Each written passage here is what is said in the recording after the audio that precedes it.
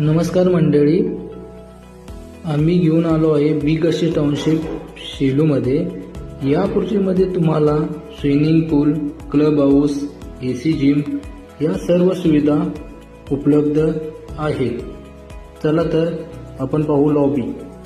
हे आहे लॉबी. हा आहे show flat. Hall plus balcony, bathroom,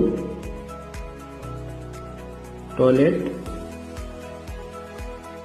kitchen plus balcony, spaces असं किचन,